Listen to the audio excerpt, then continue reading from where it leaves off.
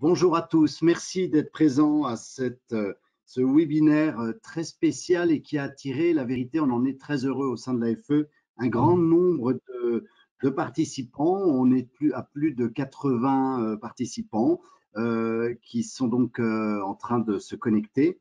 Et le sujet n'est pas des moins intéressants, bien à l'inverse. On va parler d'une lumière, une lumière santé, une lumière qu'on ne voit pas forcément, mais qui peut soit nous aider, soit peut-être dont on doit se protéger. Donc, nous avons deux intervenants importants. Le professeur Christophe Orceau, ophtalmologue et neurologue, qui est actuellement le responsable de l'unité fonctionnelle d'ophtalmologie du groupe hospitalier universitaire de Paris Centre, centre constitué de hospitalier des maladies rares en ophtalmologie, OPHTARA. Il travaille également dans le service d'ophtalmologie pédiatrique de l'hôpital Necker, enfants malades, pour assurer la transition adolescent-adulte en ophtalmologie. Le professeur Orceau est également président du collège santé de l'AFE. C'était pour la partie du professeur Orceau. Maintenant, nous avons avec nous, qui va faire une présentation aussi, monsieur Jean-François Fichel, de formation ingénieur en électronique. Il est actuellement responsable du complet au sein de l'OEM. Je viens d'apprendre, c'est donc l'organisme d'équipement de manufacture qui permet donc d'associer les entreprises à des développements. À ce titre, il travaille notamment sur la commercialisation et de solutions UVC Philips pour différents fabricants. Il fait également partie du comité d'expertise UVC de Signify France. Donc, je vais passer donc la parole au professeur Orceau qui nous a fait le plaisir de préparer une grande partie de cette présentation. On commencera par la lumière bleue. Voilà. Professeur, à vous. Merci bien. Alors, merci de m'avoir invité pour parler de la lumière bleue. Et merci donc à tous les participants d'être venus se connecter. Pour rappeler simplement que la lumière bleue, comme on le disait un petit peu avant le tout début de cette réunion, comme on s'était connecté un peu tôt, la lumière bleue, c'est pas quelque chose qu'on a inventé récemment. C'est quelque chose qui existe dans la lumière du jour, c'est une partie du spectre visible, et donc c'est quelque chose qui pose des problèmes, et on a vu beaucoup plus les problèmes avec les LED, mais il ne faut pas oublier que la lumière bleue est présente dans la lumière du jour, et donc au niveau médical, c'est un problème que l'on connaissait depuis longtemps, même si il n'y avait pas eu peut-être autant de recherches qu'il y en a maintenant. Alors, la lumière bleue, elle a plusieurs effets. On peut revenir encore avant. Elle a plusieurs effets parce qu'il y a plusieurs. On peut la découper en deux parties. Globalement, la lumière qui est dite phototoxique avec les plus courtes longueurs d'onde, et puis la lumière bleue qui interfère avec la mélanopsine. Et on voit déjà qu'il va y avoir finalement deux groupes de problèmes liés à la lumière bleue. Les problèmes qui sont liés aux actions directes de la lumière bleue sur les cellules, avec des possibles dégâts, et puis les effets de la lumière bleue, cette fois-ci, plus généraux sur l'organisme, avec des perturbations du rythme circadien. Donc, il y a deux éléments qu'il faut peut-être un petit peu dissocier, et dans la littérature grand public, on a tendance à mélanger un peu ces deux problèmes sous le terme de lumière bleue, les écrans. Enfin, donc, on a tendance un petit peu à confondre un petit peu ce qu'il en est. Les plus courtes longueurs d'onde, comme je le disais, ce sont celles qui ont la plus forte énergie, avec, et c'est pas moi qui suis médecin qui vous le rappelez, à vous qui êtes beaucoup plus calé dans la physique, des problèmes liés pour l'énergie au fait que l'énergie qui va arriver au niveau d'un tissu va dépendre de la distance entre la source et le tissu récepteur.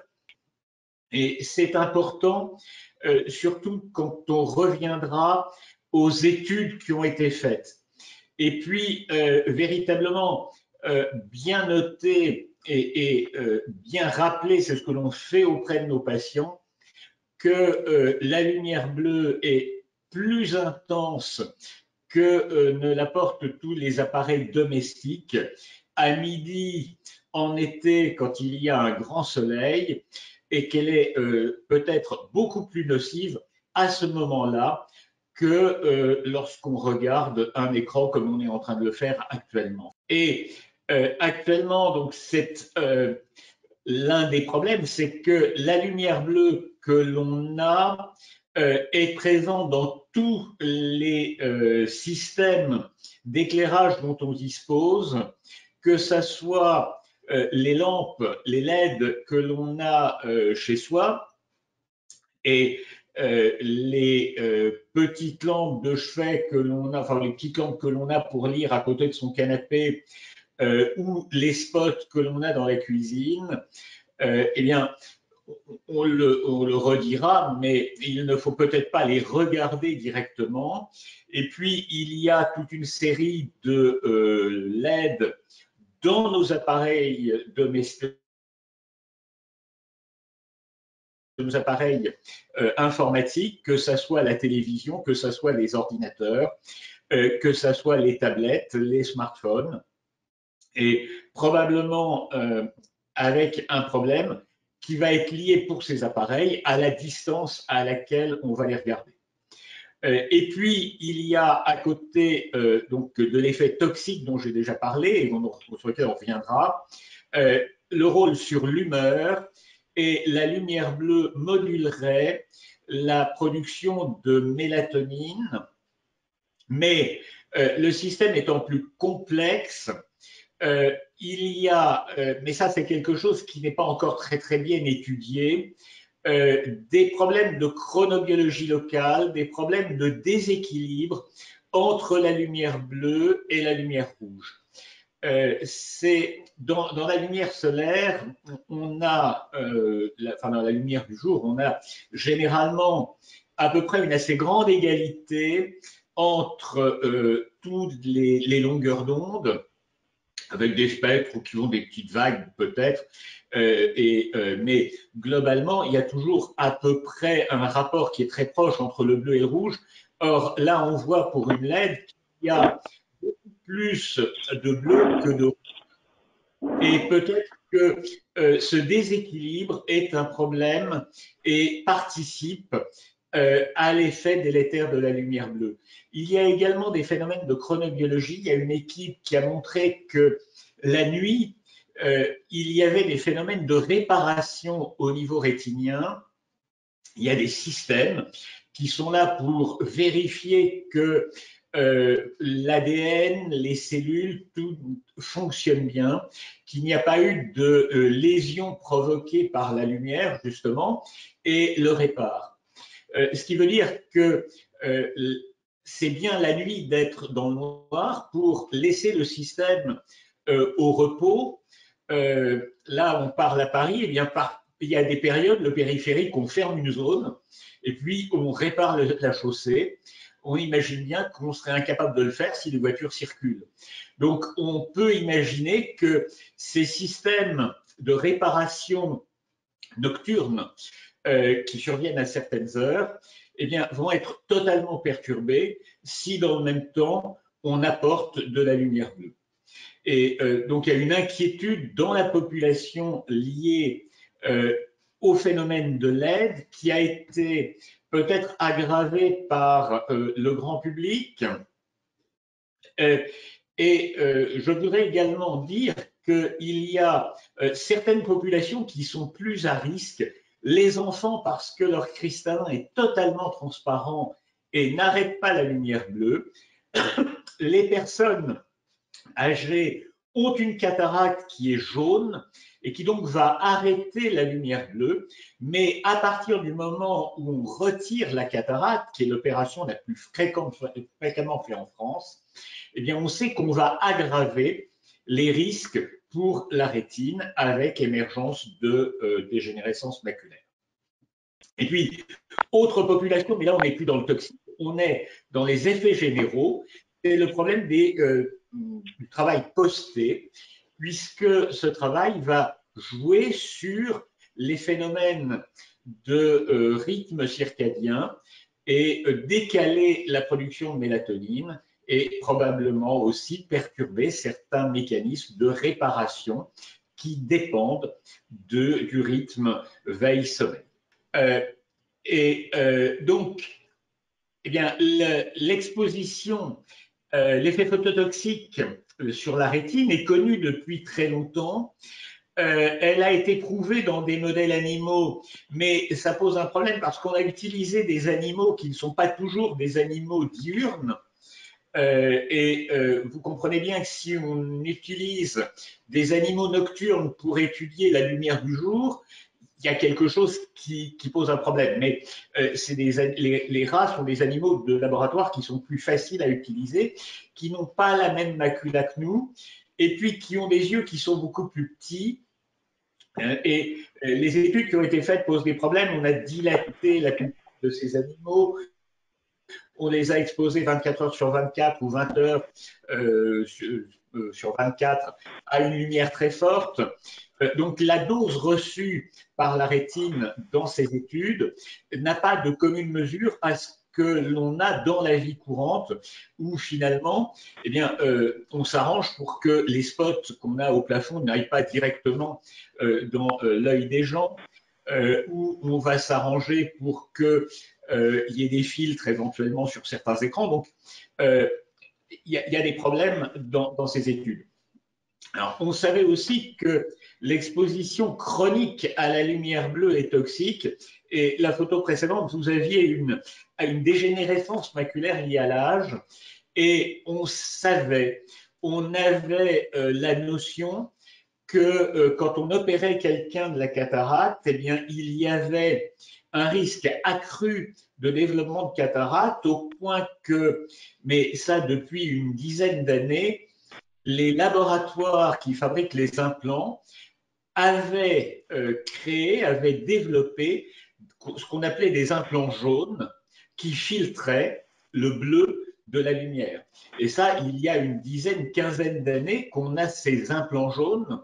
Donc, vous voyez que ça fait au moins 15 ans qu'on sait que, eh bien, quand on opère quelqu'un de la cataracte, la lumière bleue du soleil va être toxique et qu'il faut mettre des lunettes de soleil, qu'il faut éventuellement mettre ces implants qui filtrent. Autre connaissance qu'on avait, c'est que la lumière bleue peut générer des sécheresses oculaires. Bon, ça, c'est plus complexe et c'est plus embêtant. Et puis, on sait très bien et depuis longtemps qu'on va altérer la production de mélatonine avec un effet prédominant quand la lumière bleue est appliquée le soir ou la nuit, avec une perturbation de l'horloge interne, des rythmes circadiens, et un risque accru de pathologies cancéreuses et cardiovasculaires, de diabète. Alors, c'est des données qui sont connues depuis longtemps, qui reviennent, qui réémergent et qui sont bien réétudiées parce que la lumière bleue a montré... Pardon ? Ah non, je croyais que quelqu'un parlait. Alors, l'exposition à la lumière bleue va améliorer les performances cognitives, augmente le niveau de vigilance et puis améliore l'humeur. On connaît les dépressions saisonnières qui sont des dépressions liées à un mauvais ensoleillement. Et donc, si on applique de la lumière bleue le matin, on peut réduire ces dépressions saisonnières. Et donc, l'ANSES a repris les données que j'ai évoquées. Et elle a beaucoup insisté sur le fait qu'on connaissait mal ce qui se passe au long cours, avec la lumière bleue. Finalement, on a beaucoup de choses qui ont été faites, mais qui étaient des données qu'on avait accumulées comme ça, et on le savait, mais ça n'avait jamais bien été étudié. Et puis, l'ANSES a aussi pointé du doigt, mais c'est un autre problème encore, les problèmes de pollution lumineuse. Alors, sur la biodiversité, mais aussi sur la vie des gens, avec une augmentation des points lumineux, des enseignes lumineuses, de la publicité lumineuse, l'éclairage des villes. Et il y a tout des débats sur faut-il éteindre, surtout en ces périodes de confinement. Alors, on mêle à la fois la biodiversité et le fait qu'il y a aussi une mode qui veut que on ait moins de volets, de rideaux occultants, et que finalement beaucoup de gens dorment avec des fenêtres qui laissent passer de la lumière, et ce qui pose des problèmes, bien entendu, puisqu'ils ne regardent pas leur écran, mais ils sont dans une petite ambiance lumineuse qui n'est pas propice à l'endormissement. Et donc, c'est les problèmes de comment faut-il gérer l'éclairage public en ville, et puis comment faut-il gérer l'éclairage intérieur. Et c'est un point qui était plus ou moins soulevé dans le rapport de l'ANSES, mais qui est beaucoup plus difficile. Alors, l'ANSES rappelle aussi, et ça c'est important à bien faire passer, que les écrans présentent un niveau d'éclairement riche en bleu, mais que ce qui arrive sur l'œil est finalement relativement faible et peut-être beaucoup plus quand on utilise des téléphones des ordinateurs portables, des ordinateurs de bureau, posent peut-être plus de problèmes les smartphones et les tablettes qu'on regarde à 33 cm, donc avec une distance vers œil qui est plus petite. Et il y a des débats, puisque j'ai entendu des gens qui disaient finalement ça joue beaucoup, ça joue pas. Et les choses ne sont peut-être pas aussi claires, pas aussi tranchées, mais probablement tous ces systèmes d'écran apportent une quantité de lumière bleue qui est faible pour ces effets cytotoxiques. Alors, l'ANSES a fait des propositions de limiter les lumières intrusives.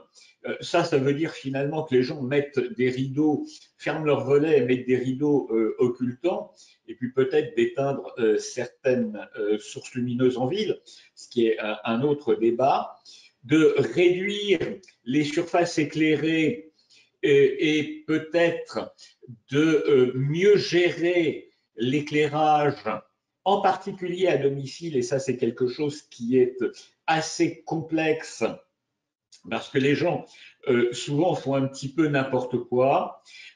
Alors, réviser les valeurs limites d'exposition au rayonnement optique, mais ça c'est plus des domaines de spécialistes qui concernent moins le médecin que je suis, mais qui vous concerne vous, bien entendu. D'améliorer le marquage du groupe à risque photobiologique pour les éclairages domestiques et les objets à LED, mais ceci, j'ai cru comprendre, est déjà pas mal fait. Le problème, c'est plus de est-ce qu'il y a certains objets qu'il faut véritablement laisser au grand public, et j'avais participé à une réunion de l'Académie de médecine, un petit groupe de travail de l'Académie de médecine, où on se posait des problèmes sur le fait que certains objets qui sont de classe 2 sont en vente libre, et parfois comme des jouets d'enfants, avec des risques si c'est mal utilisé, les enfants l'utilisent mal. Limiter la luminance des phares, moins pour les adultes que nous sommes, mais un enfant de 4-5 ans qui marche sur le trottoir, il est à la hauteur de certains phares, ce qui est pas sans poser des problèmes. Et puis, promouvoir la recherche pour effectuer des mesures précises en particulier savoir quelle est la quantité de lumière bleue réellement reçue dans une journée, ce qui n'est pas simple parce que c'est éminemment variable en fonction du lieu où vous habitez, en fonction du type de travail que vous faites, et on n'a pas de données à ce sujet pour l'instant. Et donc, il y aurait encore des choses à faire à ce niveau. Promouvoir la recherche aussi sur certains groupes de population sensibles, les enfants, les adolescents, les personnes âgées, en particulier ceux qui ont été opérés de la cataracte, et puis des groupes de patients particuliers qui ont, pour des raisons génétiques, une susceptibilité particulière à la lumière.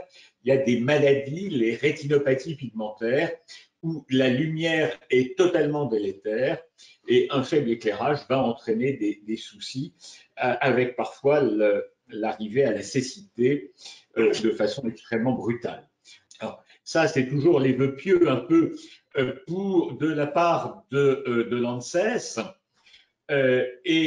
Finalement, elle a fait un rapport qui est assez consensuel et quand on regarde ce qu'il en est de l'exposition aiguë à une forte lumière solaire au niveau de la rétine, eh bien, on va retrouver des lésions de phototraumatisme. Et c'est quelque chose que l'on connaît chez les patients qui observent des éclipses sans protection, mais on a eu aussi des gens qui se sont pris des petits pointeurs laser, mais pas de bonne qualité dans l'œil, et on a retrouvé des lésions rétiniennes que l'on voit bien avec des appareils qui font des coupes in vivo, où on a des défects ponctuels dans la rétine. Et donc, il y a eu des cas, mais vraiment un peu anecdotiques, d'accidents identiques avec des lampes torches, avec des phares de voiture, j'en parlais, pour les enfants. Les données à long terme alors, nous posent plus de problèmes. Il y a des données cliniques qui démontrent que la lumière naturelle est délétère pour la rétine, favorise l'ADMLA, mais avec des éléments importants, plus pour certaines populations. Et quand je dis population, je veux dire quelque chose qui est politiquement incorrect. Il y a probablement des facteurs génétiques et ethniques qui font qu'il y a des populations qui sont plus à risque que d'autres.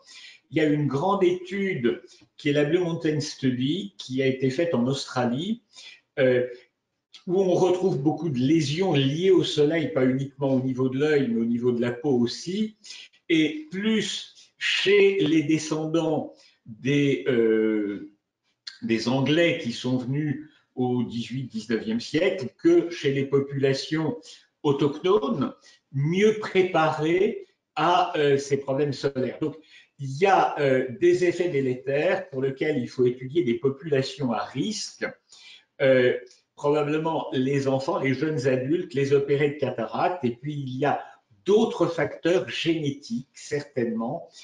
Les gens qui ont des yeux bleus ont plus de risques que les gens qui ont des yeux totalement marrons, parce que l'iris qui est marron va filtrer complètement la lumière solaire, alors que les gens qui ont un iris bleu ont beaucoup moins de pigments. C'est le même pigment, et ce qui donne la couleur, ce n'est pas une différence de pigment, c'est la quantité de pigments dans l'iris. Il y a moins de pigments, c'est ce qui fait cet aspect bleu. Et au maximum, chez un albinos, eh bien, on peut voir à travers l'iris parce qu'il n'y a pas de pigment du tout. Donc, c'est là aussi un groupe de gens qui vont être plus à risque. Et puis, les données que l'on a sont entre médecins, parfois difficiles à analyser. Et je me souviens d'une réunion où, à propos d'un même article, il y avait un éminent professeur qui disait, vous voyez, ça démontre que la lumière bleue est toxique, donne plus de DMLA, et un autre disait oui, non, en fait c'est totalement controversé et on ne peut pas être certain à partir de tout ça qu'il y a une augmentation véritablement significative. La lumière bleue et le rythme circadien, eh bien, c'est quelque chose dont on a déjà parlé, et l'hormone du sommeil est sécrétée 2 heures avant le coucher, l'endormissement, et c'est son pic qui fait qu'on a envie de se coucher. Elle est maximum au milieu de la nuit et puis elle décroît, ce qui fait que plus tard on va se réveiller. Et la lumière bleue va décaler la sécrétion de mélatonine, donc retarder l'heure où on aurait envie de se coucher. Et si vous devez vous coucher à 11h30 et que vous regardez votre ordinateur à 11h, eh bien, vous n'allez pas avoir envie de dormir avant 2 heures plus tard, donc 1h du matin. Et donc, vous allez être fatigué parce que vous allez mal vous endormir. La sécrétion de mélatonine est plus tardive, vous allez vous réveiller plus tard, mais le réveil va sonner et ça perturbe totalement votre vie. Vous allez vous coucher quand vous le voulez, vous lever quand vous le voulez, mais les systèmes internes ne fonctionnent pas bien, ils ne sont pas en phase avec ce que vous faites.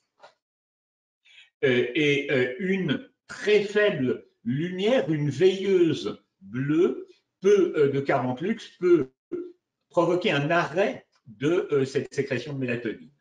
Alors, outre les recommandations de l'ANSES que j'ai mis tôt volontairement parce que je crois qu'il ne faut pas les considérer comme des choses qui sont impératifs pour le grand public et donc à faire passer par les professionnels.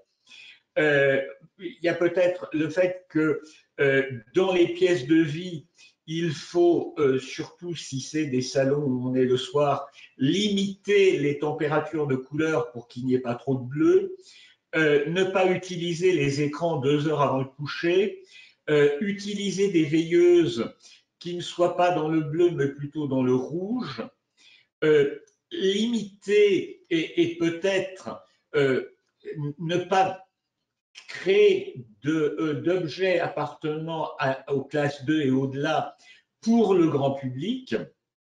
Bien entendu, les professionnels, eux, savent utiliser, mais c'est un autre souci. Et puis, dans la conception des bureaux, dans la conception de l'éclairage intérieur, privilégier la lumière du jour, peut-être privilégier des éclairages intelligents qui vont diminuer leur intensité en fin de journée, bien vérifier que les lampes ne sont pas dirigées vers les yeux des gens, là toujours dans la conception de l'éclairage public, et le pousser pour que ça soit bien fait à domicile. Et à l'école, et là c'est un autre problème, mais on n'avait pas le temps d'en parler, favoriser la lumière du jour au moins 2 heures par jour pour éviter l'aggravation de la myopie, et puis travailler sur tout ce qui va être ergonomie, confort, et éviter l'éblouissement, les ombres portées, avec un problème de la place aux écrans, parce qu'il n'y a pas que la lumière bleue dans le problème des écrans, il y a aussi qu'ils sont souvent très très mal placés. Un écran doit être à la hauteur, le haut de l'écran doit être à la hauteur des yeux, et généralement les gens placent leurs yeux au milieu de l'écran, ce qui est une catastrophe. Il y a des reflets sur l'écran, et puis en prévention, utiliser plutôt et développer des LED qui peut-être permettent de limiter ce pic et de favoriser les autres longueurs d'onde, parce que, comme je le disais au début, c'est peut-être le décalage bleu-rouge qui est un des éléments délétères dans le mécanisme. La photo suivante. Et puis, à l'école, mais là, c'était plus pour les parents grands-parents que ce que vous êtes, c'est pour les écrans, la règle des 3-6-9, avant 3 ans, pas d'écran, parce qu'il y a d'autres problèmes. Outre la lumière bleue, la passivité des enfants, ils développent moins le vocabulaire. À partir de 3, et puis les tablettes interactives, mais sous le contrôle des parents. À partir de 3 ans, la télévision pour des durées fixes, et pas de télévision dans la chambre de l'enfant, comme ça peut se voir malheureusement. 3 à 6 ans, des consoles de jeux ludiques en famille ou à plusieurs, là encore pour favoriser les interactions. Photo suivante. Et puis, à partir de 9 ans, eh bien, l'enfant peut être seul devant les écrans, mais sur des temps fixés, en sensibilisant, mais ça, c'est les problèmes liés à Internet, le droit à l'image, à l'intimité. Et à partir de 2 ans, il peut surfer seul, mais en vérifiant quand même que les enfants ne surfent pas le soir. Et la SNAV avait fait une étude qui montrait, je ne sais plus, je crois que c'était 30% ou 35% des enfants qui mettaient des alarmes dans la soirée pour se réveiller et vérifier leurs réseaux sociaux, être sûr qu'ils ne passaient pas à côté d'une information capitale qu'une copine avait changé de coiffure et pouvoir y répondre ou pouvoir liker une image. Et vous imaginez les dégâts que ça peut faire de se réveiller, de regarder son smartphone dans la nuit et d'essayer de se recoucher. Voilà. Et puis, à la maison, et ça c'est quelque chose que avec le collège santé de l'AFE, on veut développer, en commençant par les personnes âgées, le problème lié à la façon dont il faut éclairer les pièces en fonction du moment des activités. On commence par les personnes âgées parce que c'est quelque chose qui est beaucoup plus simple et ça a des impacts sur la santé de ces personnes, mais il faudrait peut-être une diffusion plus grand public également parce que on s'aperçoit qu'il y a beaucoup de choses qui sont très mal faites et que les gens hurlent contre la lumière bleue en oubliant que chez eux, ils ont des sources de lumière bleue qu'ils regardent de façon catastrophique. Et je crois que c'était la dernière diapositive. Voilà, merci professeur. Voilà. On vous retrouve tout à l'heure par rapport à la santé Bien sur sûr. les UVC. Mais maintenant, je passe la parole à Jean-François de la société Cinify pour parler des UVC. Voilà, merci professeur, on vous retrouve tout de suite. Donc bonjour à tous, je vais donc prendre une vingtaine de minutes pour vous présenter la technologie UVC et ses effets germicides. Donc je vais commencer par vous expliquer ce que sont les UVC. Ensuite, je vous montrerai leurs effets sur les pathogènes et dans quelle mesure ils sont efficaces. Et enfin, je terminerai par vous montrer des photos pour vous montrer les applications, pour que vous puissiez bien visualiser des exemples de produits UVC. Puis je repasserai la main au professeur Orso qui, lui, vous expliquera les risques des UVC sur la santé. Donc, qu'est-ce que le rayonnement UV? Donc, effectivement, en dessous, sur le bas de la slide, vous voyez l'ensemble du spectre lumineux. La partie centrale, c'est la partie visible, donc la partie qui est perceptible par l'œil humain. Et sur chaque côté, les parties qui ne sont pas perceptibles par l'homme. Donc, à droite, donc tout ce qui est supérieur à 700 nanomètres, c'est la partie infrarouge. Et à gauche, donc toutes les longueurs d'onde inférieures à 400 nanomètres, c'est la partie UV. Cette partie UV, elle est subdivisée en 3 catégories. Donc les UVA pour les longueurs d'onde au-dessus de 315 nanomètres, les UVB de 280 à 315, et enfin les UVC, ce qui va nous intéresser, pour les longueurs d'onde inférieures à 280 nanomètres. Donc sur ces 3 catégories, ces 3 catégories sont exploitées, donc c'est-à-dire qu'on a des lampes, à la fois des lampes UVA, des lampes UVB et des lampes UVC. Les lampes UVA sont des produits qui vont être utilisés pour des applications type des pièges à insectes, mais aussi pour des appareils de bronzage, pour de l'imprimerie. Les UVB, c'est principalement pour un usage médical, typiquement la photothérapie ou pour traiter des maladies de la peau. Et l'UVC, elle, est dédiée à la désinfection et donc à toutes les applications type germicide. Si on se concentre sur les UVC, donc les UVC sont divisées, elles, en deux sous-catégories, les longueurs d'onde inférieures et supérieures à 200 nanomètres. Donc, je vais commencer par les longueurs d'onde inférieures à 200 nanomètres. Donc, c'est ce qu'on appelle les UVC vacuum, qui veut dire vide en anglais. Donc, ce sont des UVC qui peuvent uniquement être utilisés dans le vide. Dans des conditions atmosphériques, ces longueurs d'onde en fait vont être absorbées par un certain nombre de molécules de l'atmosphère, dont l'oxygène, et vont par conséquence créer de l'ozone.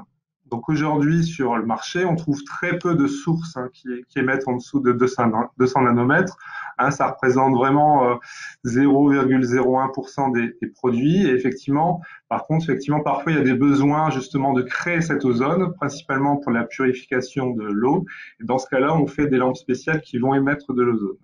Néanmoins, dans 99,9% des cas, on parle de lampes qui créent de l'UVC au-dessus de 200 nanomètres. Donc effectivement, l'UVC entre 200 et 280 nanomètres, c'est le principal champ d'application des produits UVC. Et c'est ces produits-là qui vont être utilisés pour la désinfection UVC et qui ne va pas créer d'ozone. Donc maintenant, comment fonctionnent les UVC ?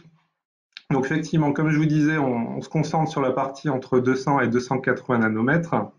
Donc la majeure partie des sources UVC qu'on trouve aujourd'hui émettent une longueur d'onde à 250 nanomètres. Pour quelle raison? C'est parce que ce sont des produits qui sont à base de mercure, et 250 nanomètres, c'est le rayonnement émis par le mercure.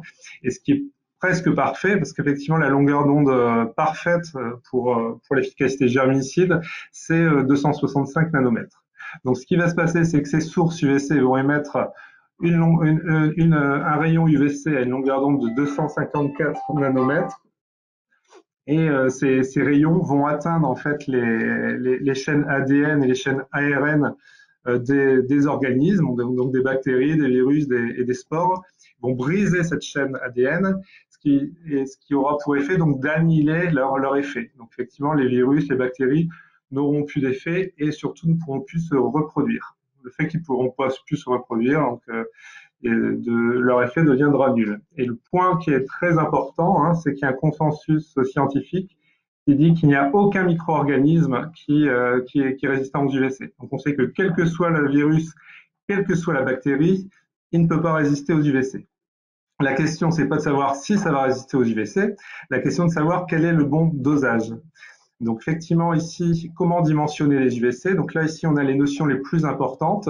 La notion la plus importante c'est la dose d'UVC. Donc sur le tableau de droite en fait on a une liste de bactéries et de virus, et sur la colonne du milieu vous voyez la dose. Donc effectivement là on voit pour chaque virus et chaque bactérie on détermine une dose d'UVC qui sera nécessaire à annihiler la bactérie ou le virus avec un certain taux d'abattement. Dans le tableau, c'est un taux d'abattement de 90%.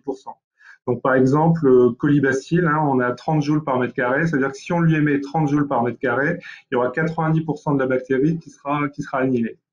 Donc, c'est le paramètre le plus important. À partir du moment où on sait quel micro-organisme on veut désinfecter, on sait quelle dose on aura besoin et on sait effectivement comment le dimensionner. La dose, c'est le produit entre l'irradiance et le temps. Donc l'irradiance, c'est une puissance par mètre carré. Donc effectivement, plus la source elle sera puissante, plus elle va créer des niveaux d'irradiance élevés. Et le temps, bien sûr, c'est le temps d'utilisation. Donc il peut y avoir plusieurs stratégies. Soit on va émettre une forte puissance et comme ça on aura besoin d'un temps plus court, ou effectivement une puissance plus faible, mais dans ce cas-là, on aura besoin de plus de temps pour désinfecter. Donc sur le tableau d'avant, effectivement, vous voyez, on a vu un certain nombre de données sur des bactéries et des virus bien connus. Concernant le SARS-CoV-2, qui est donc un virus plus récent, on n'a pas encore les données bien précises. Néanmoins, l'année dernière, en 2020, l'Université de Boston a fait des tests en collaboration avec la société Signify. Donc, a fait des tests sur le SARS-CoV-2 en émettant de l'UVC sur le pathogène. Donc, on a bien sûr démontré que l'UVC était efficace contre le SARS-CoV-2, mais de toute façon, on le savait. Et la question, c'était de savoir quelle dose était nécessaire. Donc, sur les tests, effectivement, on s'est rendu compte que 99% du virus était annihilé avec une dose de 5 millijoules par centimètre carré. Donc, bon, les valeurs sont pas très importantes. Ce qui est important de voir ici, c'est que le SARS-CoV-2, il est très sensible à l'UVC. C'est-à-dire qu'en moyenne, il est assez simple hein, d'arrêter le virus avec de l'UVC, plus que de nombreuses autres bactéries et virus. Voilà, donc dans le dimensionnement d'un système UVC, donc il y a les données que je vous ai déjà données, mais il y a effectivement d'autres facteurs qui vont influer sur l'efficacité des UVC. Donc premier paramètre, typiquement la distance. Donc effectivement, si on utilise une source UVC, si on les met à 1 cm d'un objet ou à 5 mètres d'un objet, ça n'aura pas le même effet. Plus la distance sera courte, plus l'influence de la source sera important. Le temps d'irradiation, c'est ce qu'on a discuté. Effectivement, plus longtemps la source sera appliquée, hein, plus la dose sera élevée et plus l'efficacité sera meilleure. On peut revenir sur la slide précédente. Il y a d'autres paramètres. Donc effectivement, il y a typiquement un autre paramètre dans le cas de la purification d'air, donc la circulation de l'air, parce qu'effectivement, les produits UVC donc, vont désinfecter l'air, mais effectivement, si on positionne un produit, par exemple, dans un système de climatisation, le flux d'air sera important. Donc, comme l'air sera rapide, les bactéries, les virus sont rapides, et effectivement, il faudra émettre une puissance plus forte. Et les autres paramètres sont les températures et l'humidité. Donc, les lampes mercure hein, sont très influencées par la température. Donc, typiquement, à basse température, les produits seront moins efficaces. Donc, si effectivement on arrive à de basse température, il faudra émettre plus de puissance. Et l'humidité, c'est effectivement un facteur important, sachant que plus l'air sera humide, moins l'efficacité sera bonne. Donc effectivement, dans des milieux avec des températures plus basses ou avec des niveaux d'humidité plus forts, il faudra faire en sorte d'avoir une puissance plus élevée. Ici, donc comment mettre en œuvre les UVC? Donc on a besoin de sources lumineuses. Donc effectivement ici vous avez l'ensemble des produits qui peuvent être proposés. Le produit le plus populaire sont les lampes mercure basse pression. Donc ça représente on va dire 99% des produits UVC qu'on peut trouver sur le marché. Ce sont des lampes entre 10 watts on va dire et 150 watts qui sont moins chères hein, que les autres technologies et qui ont surtout l'avantage d'avoir une bonne efficacité UVC. Donc l'efficacité UVC, hein, c'est le rendement du UVC par la puissance totale. Sur une lampe 100 watts, les lampes mercure basse pression vont émettre entre 30 et 44 watts UVC, ce qui est très correct. Si on veut monter un petit peu plus en puissance, on va passer sur une autre technologie, hein, qui sont les lampes amalgame. Donc là, ce sont des lampes qui vont entre 100 watts et 1000 watts, hein, qui sont des lampes qui sont plus performantes, qui ont une durée de vie plus élevée, un très bon niveau d'efficacité. Par contre, qui sont plus chères. Et si on veut encore plus de puissance, on va partir sur une autre technologie qui sont les lampes mercure basse moyenne pression. Donc là, ce sont des lampes qui font entre 1000 watts, on va dire, et 20 000 watts. Donc, qui sont très puissantes, qui ont une bonne densité également, hein, sont pas des très, très grands produits. Par contre, qui ont l'inconvénient d'avoir une basse efficacité. Donc, sur 1000 watts, on va avoir que 140 watts d'UVC et qui vont avoir des durées de vie très faibles. Je parle également des LED UVC, donc qui est, on va dire, dans l'UVC, la LED est une nouvelle technologie. Donc, c'est une technologie qui n'est pas encore mature. Donc, aujourd'hui, le niveau d'efficacité, il est beaucoup plus faible. Hein, c'est de l'ordre du pourcent ou de quelques pourcents. Donc, c'est-à-dire que si on utilise ces produits, il faudra beaucoup de produits et il faudra un long temps d'application pour avoir une dose élevée. Comme l'irradiance sera faible, on aura besoin d'un temps d'application qui sera très élevé. Jean-François, pardon, une petite question. Du coup, ces lampes mercure basse et moyenne pression, elles sont encore sur le marché, elles sont encore autorisées, celles-ci? Tout à fait. Effectivement, il y a une interdiction des lampes mercure, mais sur chaque bannissement, il y a des exceptions et les lampes UVC font partie de cette exception, sachant qu'il n'y a pas la technologie LED aujourd'hui n'est pas assez mature pour la remplacer. Ce serait pas réaliste de les bannir parce qu'il n'y aurait plus de solution. C'est intéressant de voir ici que le mercure, c'est vrai, qui est en effet au niveau éclairage public oublié et enterré, j'ai envie de dire, finalement a encore un rôle à jouer et c'est valable pour plein de sources, de l'incandescence au sodium, on a vu pour tout ce qui est plantes. Donc quelque part, il y a toujours un intérêt avec une source d'éclairage, peu importe laquelle, j'ai envie de dire. Oui, tout à fait. Il y a encore, par exemple, les autres technologies, les UVA. Les UVB utilisent également des lampes mercure. Par contre, sur les UVA, par exemple, les LED sont plus efficaces, tandis que sur les UVC, on en est encore loin. Donc là, avec la crise sanitaire, ça va malgré tout probablement accélérer le développement des LED UVC.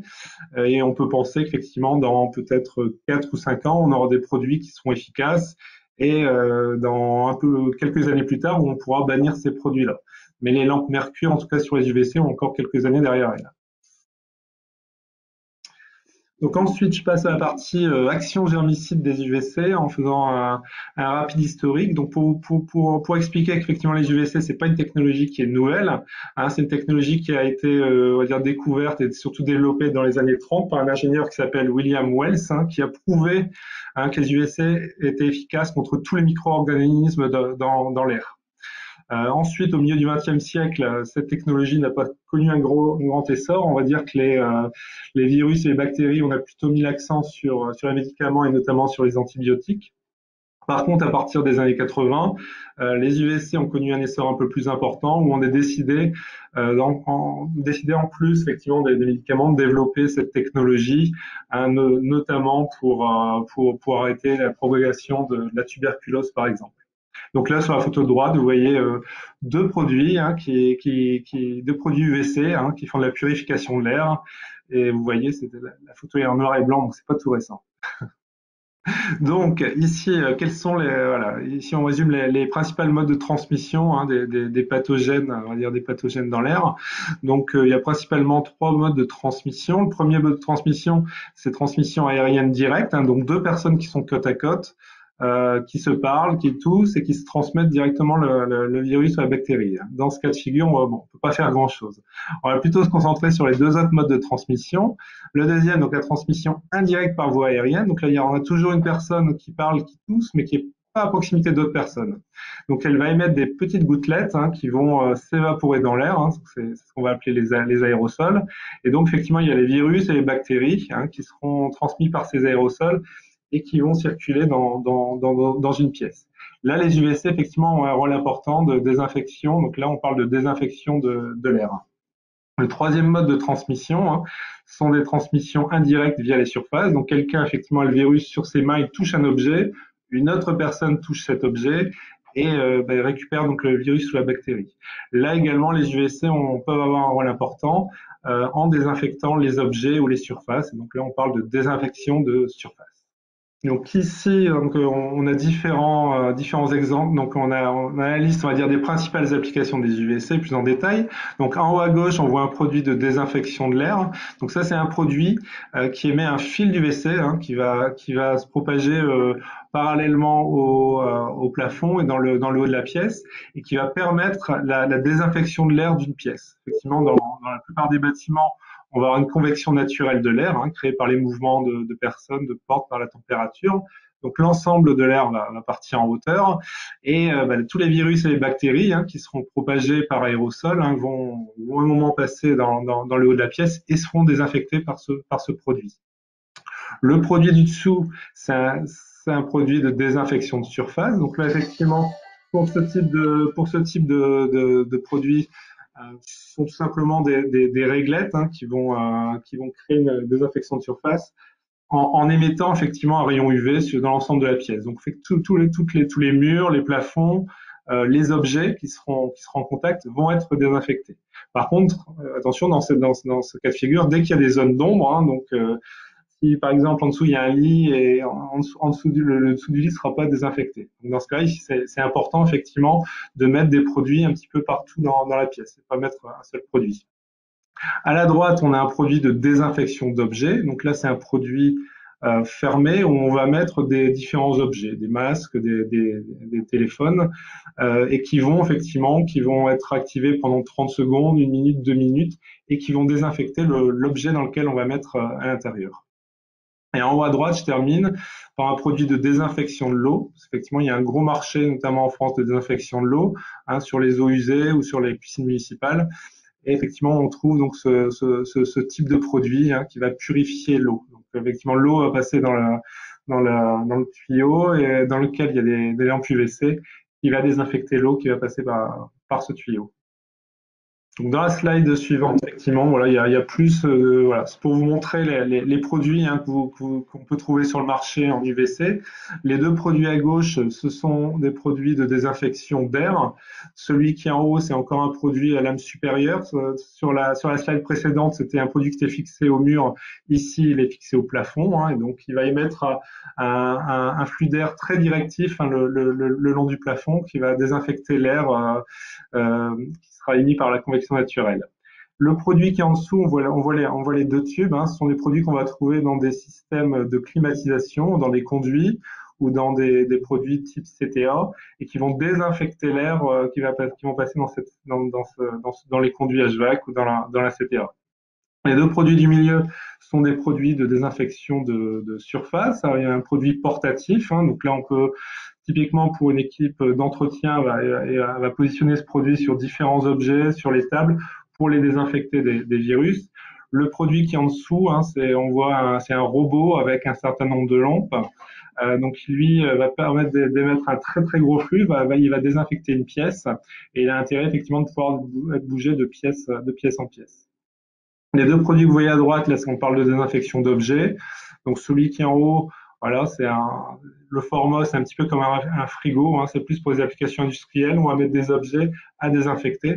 Et le produit qui est en bas à droite, c'est un désinfecteur de biberons. On met des biberons un certain temps, pendant peut-être 10 ou 20 minutes, et les biberons sont désinfectés des virus et des bactéries. Sur les slides suivantes, donc j'ai montré des installations concrètes. Donc là, effectivement, c'est une installation dans une salle d'attente d'hôpital. La salle d'attente, c'est l'endroit, on va dire, idéal hein, pour désinfecter l'air, sachant qu'il y a beaucoup de passages et il y a des personnes qui viennent des horizons différents. Donc concrètement, il peut y avoir des propagations par les aérosols et les produits effectivement de désinfection de l'air que vous voyez hein, vont pouvoir avoir une très bonne efficacité d'abattement sur les virus qui vont se propager dans les aérosols. Enfin, dernière slide donc là on n'est plus sur une désinfection d'air, on est sur une désinfection de surface. Donc à droite on voit effectivement un tube hein, dans un hôpital qui lui va être positionné sur le plafond et qui sera activé bien sûr uniquement quand personne ne sera dans la salle. Parce qu'effectivement le point qui est important et notamment dans la désinfection de surface, quand on fait de la désinfection de surface, on est obligé d'avoir une source hein, qui va émettre partout dans une pièce. Dans ce cas-là, il est très important effectivement qu'il n'y ait personne dans la pièce, hein, parce que je ne l'ai pas encore souligné, mais les UVC sont très efficaces contre l'ensemble des pathogènes. Néanmoins, effectivement, ils peuvent aussi avoir des risques sur la santé de l'homme. Et donc, j'en profite justement pour repasser la main au professeur Orso qui va vous expliquer donc quels sont ces risques. Parfait. Oui. Pardon, juste une petite question. Dans la diapo précédente, de l'exemple de la salle d'attente, ok, là on est dans un fonctionnement 24/24 de ces sources. Ça peut être 24/24 ou on peut les éteindre. Typiquement en principe, ces produits vont être utilisés quand il y aura des personnes. Donc dès lors que la salle d'attente va être ouverte, on va les utiliser. Et quand la salle d'attente sera, quand il n'y aura plus de personnes, on va laisser encore les produits actifs pendant 1 heure hein, pour faire la dernière désinfection des aérosols. Et ensuite, on va l'éteindre. Ça peut être aussi 24/24 hein, si on a une salle d'attente qui fonctionne en 24/24. Et tout à l'heure, Jean-François, on voyait un appareil portable donc pris à la main. Est-ce que c'est quand même pas un peu futuriste ou même dangereux de voir un produit comme ça avec le danger que représentent les UVC? Alors, c'est pas futuriste du tout, parce que c'est des produits qui existent aujourd'hui. Hein. Il y a des fabricants français hein, qui produisent ce type de produit. Non, c'est ce que je disais, effectivement, sur tout ce qui est désinfection de surface, avec des sources hein, qui peuvent être accessibles à l'homme, il faut effectivement mettre en place un système de sécurité. Donc, sur la dernière slide, effectivement, on voyait une lampe dans un hôpital. Il faut faire en sorte qu'il n'y ait personnes dans la salle. Et donc en principe, quand on met en place ce type de produit, il peut y avoir des capteurs, il peut également y avoir un interrupteur qui est verrouillé, qui peut être donc la lampe peut être uniquement actionnée si on a une clé.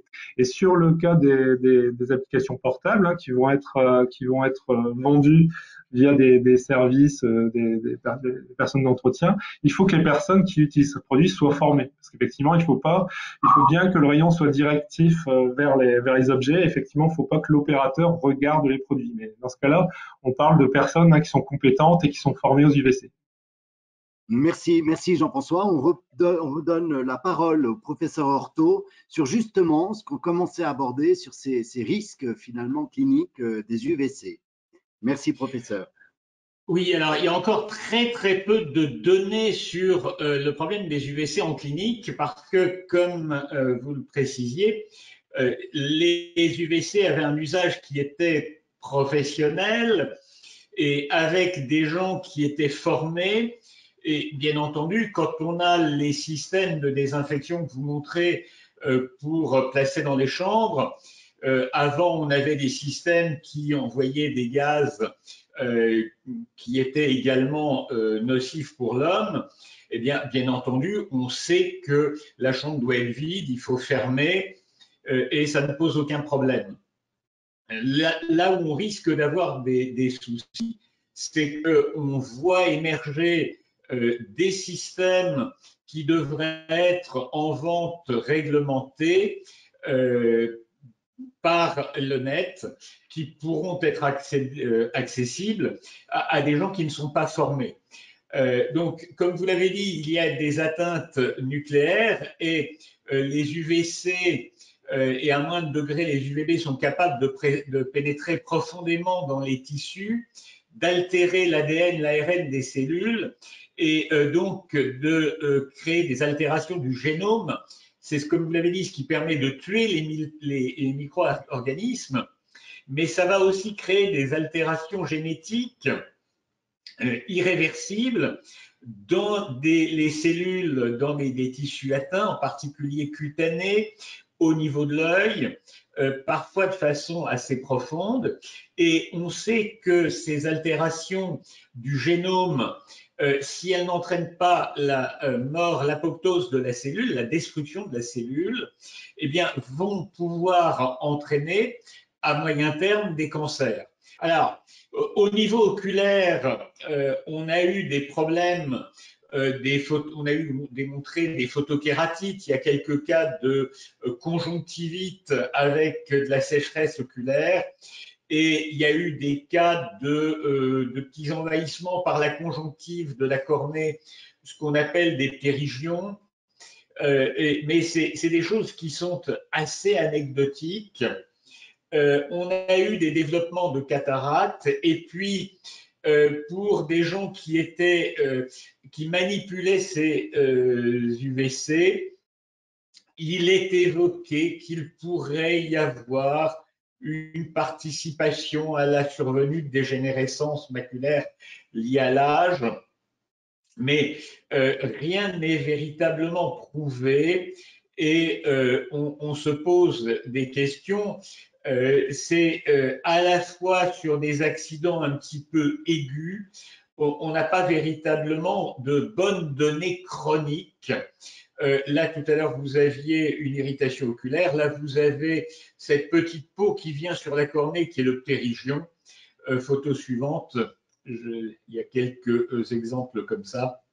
Et je crois qu'il y a voilà, encore un exemple de dégénérescence liée à l'âge.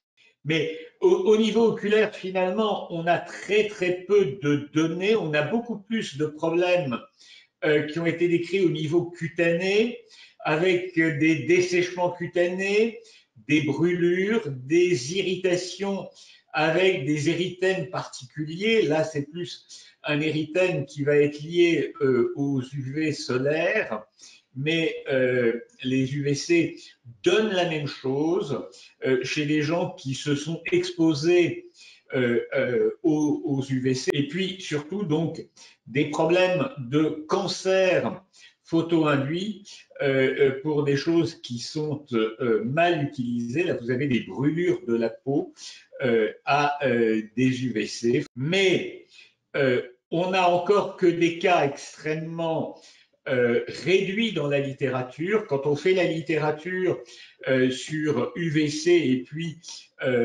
les soucis, c'est 1 ou 2 cas qui sont rapportés de personnes qui ont mal utilisé les produits. Il y a eu un accident d'utilisation. Donc, on sait ce que ça donne. Photo suivante. Mais on n'a encore pas de dégâts véritablement prouvés au long cours. Et donc, il est important que ces appareils de stérilisation soient réservés au traitement du matériel, pas des tissus vivants.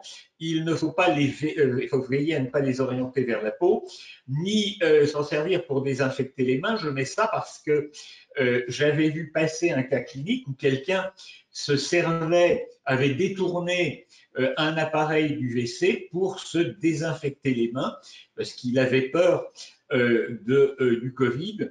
Et donc, il avait utilisé ça pour nettoyer les mains de chez lui et de ses enfants. Alors, on peut trouver par Internet, on peut trouver beaucoup de choses et on a comme ça, on peut imaginer qu'il y ait des risques et qu'il y ait des accidents par des gens qui peuvent se procurer des systèmes ou détourner les systèmes. Vous avez vu qu'il y a des systèmes pour les biberons. Je crois qu'on commence à en avoir pour le grand public et on peut se poser des questions sur ce qui pourrait se passer si il n'y a pas une réglementation formelle qui est faite pour limiter des accès totalement inappropriés. Merci. Merci à vous, professeur. En effet, Franck, tu nous avais passé une photo d'un soi-disant appareil UVC pour grande surface. C'était, à mon avis, un peu un fake news, comme on dit. Allô? Oui, c'était à Franck Gosset que je m'adressais, mais par rapport à justement une mauvaise utilisation des appareils UVC, c'est le danger avec aussi la technologie LED, c'est qu'à les rendre plus compacts et plus faciles, on risque de voir ces appareils apparaître sur le marché et qui ne seront pas du tout utilisés dans les règles de l'art ou dans les normes de sécurité. On voit effectivement apparaître des dispositifs pour le grand public, notamment dans les entrées de supermarchés, où il y a des portiques sur lesquels, en général, c'est pour les caddies, mais j'ai vu des portiques aussi pour les clients. Est-ce que ça, ne serait-ce que pour le caddie, est-ce que ça peut avoir son efficacité parce que le truc, il doit passer 1 seconde et demie? Est-ce que c'est un effet psychologique ou est-ce que ça peut avoir un vrai effet de désinfection? Donc, je pense que la question s'adresse à moi. Donc oui, je vois de quel portique il s'agit. J'ai vu la vidéo. Donc effectivement, c'est un exemple de choses à ne pas faire. C'est un portique où les gens passent avec les chariots et où effectivement, ce qui est expliqué, hein, j'ai pas été vérifié, il y a des émissions d'ozone, donc là on a la totale, et des rayons UV où les gens passent directement dedans. Donc c'est faut bien évidemment surtout pas faire ça. Est-ce que ça peut avoir une efficacité par exemple, si les gens passent avec les caddies, pas tellement, parce qu'effectivement les caddies sont passés, les personnes sont passées rapidement. Donc heureusement, effectivement, l'effet, s'il y a vraiment des UVC dans ce portique, les personnes ne sont pas émises très longtemps sur ces produits. Par contre, il y a des produits plus sérieux qui pour la désinfection de caddies. Mais là, ce sont des produits fermés où on va mettre les caddies à l'intérieur et qui vont correctement désinfecter les caddies. Donc encore une fois, Oui. J'ai une petite remarque, si je peux me permettre, Bernard Sanselme. Dans les entreprises, j'ai trouvé dans un supermarché des lampes à insectes qui étaient censées attirer les insectes avec des UVA, dans lesquels il y a des tubes UVC avaient été montés par erreur et où on se retrouvait avec des problèmes de mélanome après sur les personnes qui travaillaient en dessous de ces lampes. Donc, c'était quelque chose qu'on a trouvé à plusieurs endroits dans les entreprises. Oui, non, mais effectivement, voilà. Donc, effectivement, dès lors qu'on utilise des UVC, hein, il faut faire très attention, justement, qu'il n'y ait pas de mélange de produits, hein. On peut aussi, dans ce cas de figure-là, on peut aussi imaginer, effectivement, qu'il y ait une lampe UVC qui soit montée à la place d'un néon, un néon standard, hein. Donc, bien évidemment, il faut faire attention. Et le mieux, effectivement, c'est de s'adresser à des fabricants sérieux qui savent gérer ces problématiques. Ils s'adaptent parfaitement.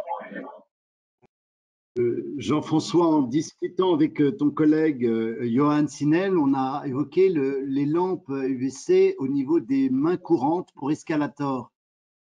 J'ai particulièrement trouvé cette idée très intéressante parce qu'on pense à ces escalators qu'on va trouver dans le métro, dans les centres commerciaux.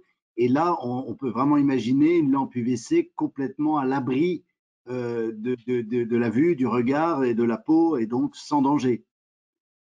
Oui, tout à fait, oui. Tout à fait. De toute façon, là, il y a quand même une majorité de produits où les lampes UVC, hein, sont fermées, hein, ils sont pas accessibles au grand public, hein, et donc où il y a vraiment zéro problème de sécurité.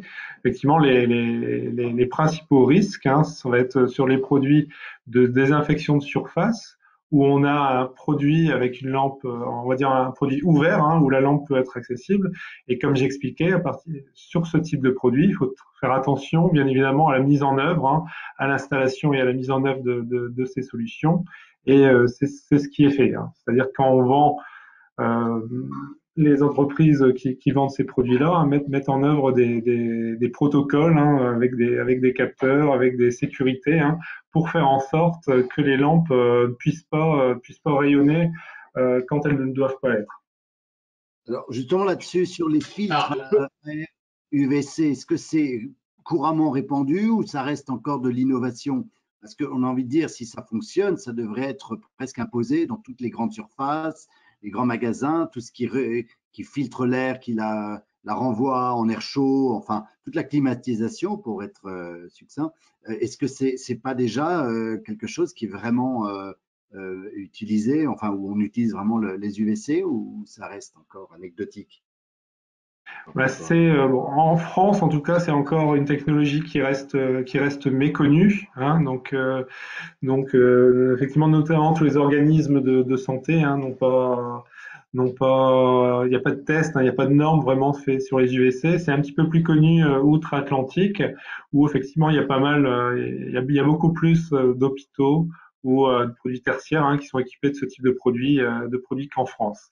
En France, en fait, le marché français sur les UVC, on va dire en 2019, donc c'est-à-dire avant la crise sanitaire, hein, c'était principalement un marché de désinfection de l'eau. Donc, il y a beaucoup de sociétés françaises, des fabricants, hein, qui produisent des produits de désinfection d'eau, hein, pour les eaux usées, pour les piscines municipales, hein, pour de l'eau dans des laboratoires.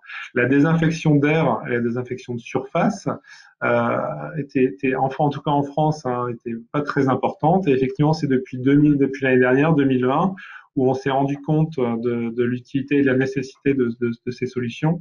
Et c'est surtout effectivement depuis un an, hein, que le marché émerge. Mais pour l'instant, effectivement, c'est encore une technologie qui est méconnue, hein, notamment par l'ensemble des organismes de santé, qui aujourd'hui, voilà, donc comme c'est une technologie qui est méconnue, ils sont assez prudents avec. Alors, juste de l'INRS, hein, pour les temps d'exposition aux différentes valeurs d'UVA, UVB, UVC. Oui, tout à fait. Après, il y a beaucoup de choses qui ont déjà été faites, hein, parce que je vous ai expliqué, la technologie n'était pas nouvelle. Donc, effectivement, il y a un certain nombre de normes, hein, qui sont pas de normes, on va dire, internationales, hein, des normes ISO, hein, qui donnent un niveau d'irradiance maximum acceptable pour l'homme. C'est-à-dire que, par exemple, si on a une irradiance d'une certaine valeur, on va dire que c'est acceptable si on prend 1 heure ou 10 heures par jour en moyenne. Donc ça, il y a déjà des choses beaucoup de choses qui sont faites, hein, et donc Et c'est une technologie qui va être de plus en plus connue. Mais effectivement, la constatation, c'est qu'avant, avant 2020, il y avait peu de produits commercialisés en France. Ça restait un marché de niche. Bonjour, Christian Meyer. Je voulais poser une question à notre ami Fichel Jean-François. Vous avez parlé de l'influence des UVC sur le SARS-CoV-2 et sur ce qui nous préoccupe aujourd'hui, quid des UVC sur le Covid-19? Alors, j'ai pas compris la question, excusez-moi. Vous avez évoqué dans votre exposé tout à l'heure Oui. l'utilisation des UVC qui était efficace sur le SARS-CoV-2. Oui, Et tout à fait. Oui. on est obnubilé par le Covid-19. Est-ce que les UVC vont pouvoir être une solution pour lutter contre le Covid-19? Eh ben, bien évidemment, justement, effectivement, comme le but de l'Institut, c'était de prouver l'efficacité des UVC, enfin voilà, démontrer l'efficacité des UVC, de déterminer les doses nécessaires pour annihiler le virus. Donc ça a été prouvé. Voilà, c'est le premier à l'avoir fait, c'est l'université de Boston, c'est ce que je vous ai écrit. Il y a d'autres tests qui ont été effectués. Et comme c'est un virus récent, effectivement, ce qui sera intéressant, effectivement, c'est de faire corroborer l'ensemble des résultats pour déterminer la dose la plus précise pour la désinfection. Mais ce qui est sûr, c'est que le SARS-CoV-2 et donc le Covid-19 est très sensible aux UVC. Ça veut dire, par exemple, à titre d'exemple, par rapport au bacille de Koch, qui est responsable de la tuberculose, qui est on va dire la bactérie référente sur la transmission par aérosol et sa désinfection par UVC, c'est plus facile effectivement de lutter contre le Covid-19 que contre la tuberculose avec les produits UVC.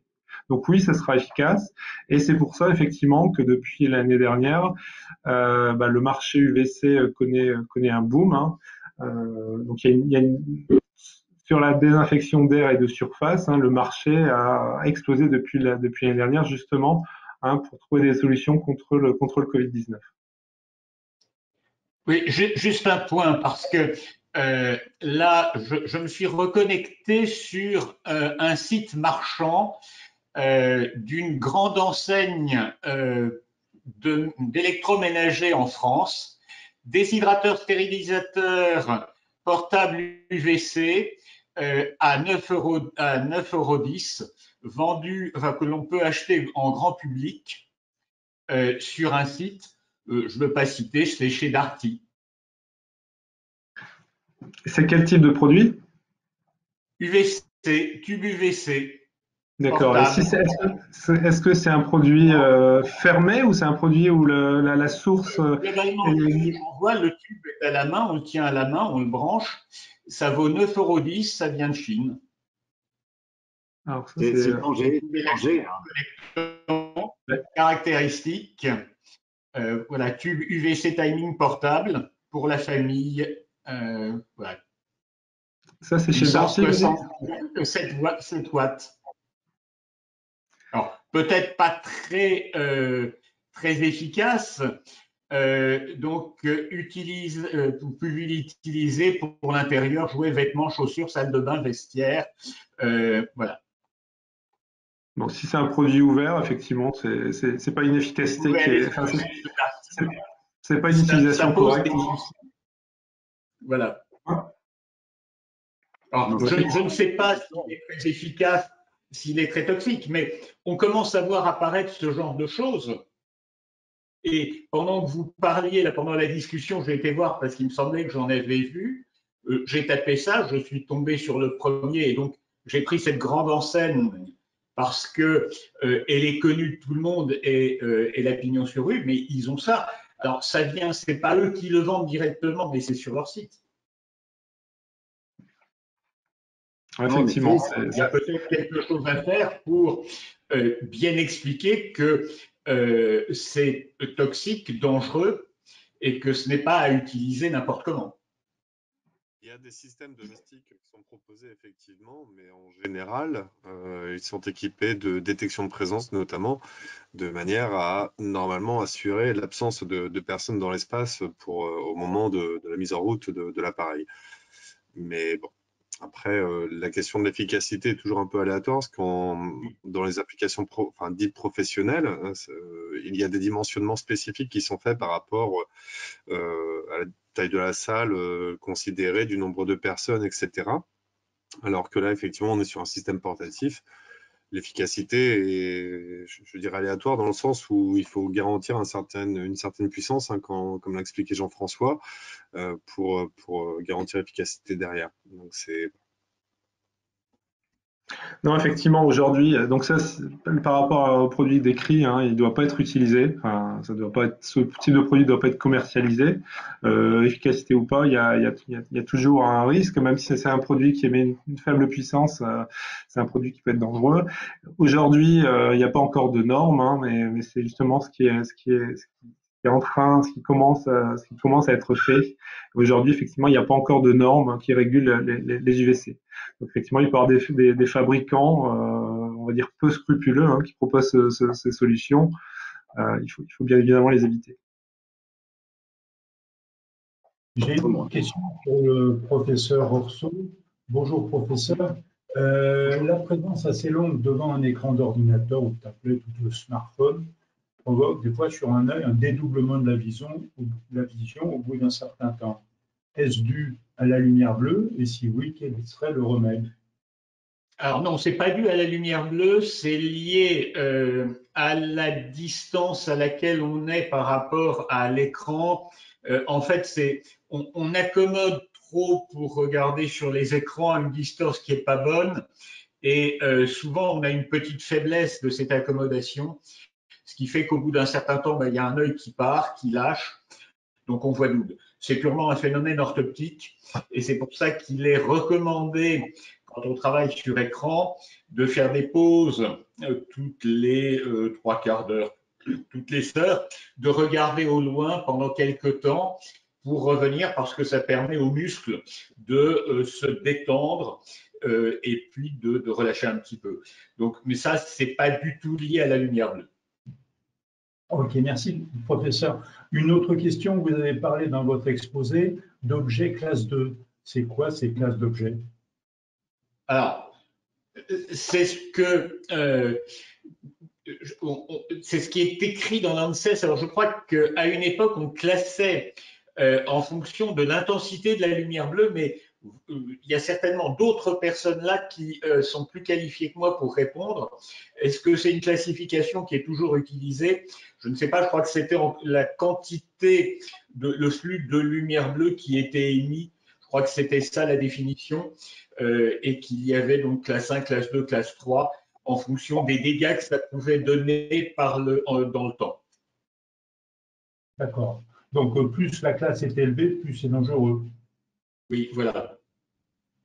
Merci, professeur.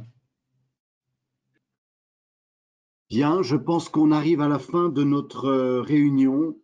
Est-ce qu'il y a encore des questions? J'avais une petite remarque. Dans l'exposé, on a parlé de réduire les surfaces éclairées là, dans la première partie de l'exposé. Je parlerai surtout, moi, d'équilibre de luminance pour éviter justement, si on a des surfaces qui sont trop différentes, de maintenir une pupille très, très ouverte et donc qui va avoir un impact très important au niveau de la partie surface très éclairée. Donc d'avoir un équilibre de luminance me paraît encore plus important que de réduire les niveaux d'éclairement. Oui. Oui, non, tout à fait. Mais en fait, ça, c'est des aménagements qu'il faut bien étudier. Alors, c'est facile à faire en milieu professionnel. Il faudrait expliquer aux gens que c'est aussi important chez eux, parce qu'il y a aussi beaucoup de problèmes de risques avec les lumières bleues à la maison. C'est les mêmes yeux qui regardent. Oui. Et maintenant, on y passe plus de temps avec le télétravail. Ouais. Tout à fait. Merci. Effectivement, oui. Je pense qu'on peut s'orienter vers la conclusion. Merci d'avoir participé à cette webconférence organisée par le Centre régional Île-de-France. Merci Johan Josselin pour l'organisation et professeur Orcio et Jean-François pour les interventions. Vous avez eu dans vos invitations l'adresse mail du Centre régional. Si vous voulez poursuivre les échanges et poser des questions, on fera suivre aux intervenants et on vous répondra. On voulait vous dire au niveau du bureau aussi qu'on prépare sur mars et avril 2 autres webconférences de ce même type, dans un même format. On déborde toujours un peu, mais dans un format d'1 heure, 1 heure 15, sur le flickering au niveau des LED, puis sur les IRC au niveau des températures de couleur. Donc vous recevrez les invitations prochainement. Et puis pour les franciliens, une AG du bureau du centre régional est prévue le 11 mars. Vous allez recevoir prochainement une invitation. Et puis à tous, l'AFE a besoin de vous et l'année 2021 a commencé et on est preneur de vos adhésions, évidemment. Voilà ce que je voulais dire. Peut-être Johan ou Josselin, le mot de la fin? Non, merci Franck. En effet, voilà, l'AFE continue et heureux d'accueillir de nouveaux adhérents, en effet. Merci Franck. Exactement, je rejoins Josselin. Merci Président et merci à nos 2 intervenants parce que j'ai trouvé la présentation particulièrement intéressante, aussi intéressante que d'habitude. Pardon. Merci à tous. Merci, au revoir. Merci à tous. Bonne journée à tous et merci. Au revoir, merci.